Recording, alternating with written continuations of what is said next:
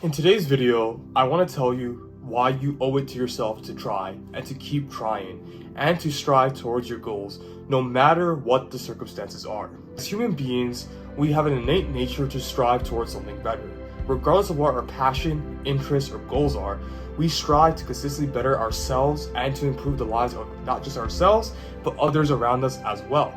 This is a goal that we've always had in mind. However, living in the modern world, we have been surrounded by modern day comforts, indulgences, and pleasures that have not only stifled this innate desire of ours, it's also limited us to become more passive than ever before.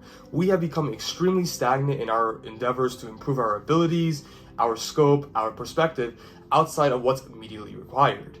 Outside of work and responsibilities towards your family, we have mostly become very passive. We have lost that passion to dream again, to strive for something bigger than just ourselves. But in today's video, I want to remind you why you should keep striving and why you owe it to yourself to try. Because you, in this case, is not just you. It's going to be your immediate family. It's going to be about those who came before you, and it's going to be about those who will come after you. And when you have that holistic image in mind, this will significantly alter how you prioritize things and treat your goals as well. Because right now, your actions might seem like it's only affecting yourself and no one else. While that is indeed true, there's also another quote in mind. Small steps lead to greater leaps. Over time, whatever you do consistently will only contribute to something bigger later on. That means that in 10 years, the amount of time that will pass by, whether you do something or not, will be just the same. You have the choice of doing absolutely nothing, remaining stagnant as you will, sitting down and watching TV after a long day of work, or you have the choice to start changing your life. But you only have now. You only have today. Beautiful thing about it is that although today you won't see any results, if you keep at it consistently, they will over time manifest itself in such a way that you yourself will be both shocked and amazed. And you're not going to thank yourself. Your descendants will, your family will, your mom will, your dad will, your son will, your daughter will, your family and friends will. And when you have that holistic approach to mind, and you realize that time is a limited resource, you realize that the urgency to improve your own life starts to become immediately more significant to you. Because once you realize how important it is, you're not going to procrastinate anymore, or you're at least going to mitigate your procrastination quite significantly.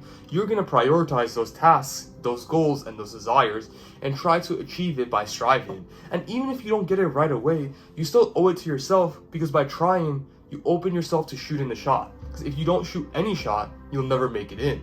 But if you keep trying, it'll only be a matter of time before the ball eventually hits the hoop. But that choice is entirely up to you. If you think you are worthy enough to give yourself a try, you will. If you don't think it's worth giving it a try, that will also reflect in both your attitude and actions. What you do might not seem important right now, but in 10 years, you will see the results of your actions, of your attitude, and how you moved on forward with your life. The goal of self-improvement is not to just improve yourself, but to also improve the community around you, to also better those. And if you cannot give yourself a chance, at least give them a chance when it comes to changing your life for the better. Because if it can't be you, it has to be them. They can be your why. Because once they are your why, and once they are the reason why you do what you do, you will find that you're no longer just motivated, but that you are disciplined to achieving your passions and goals. Let's not forget why we do what we do every single day. Let's not forget why we wake up from bed to go to work, go to school, and so on. Let's not forget, as human beings, we are what our minds set us up to be. And we can control our minds. Only if we're willing to be consistent and disciplined. With that being said, do more, think less.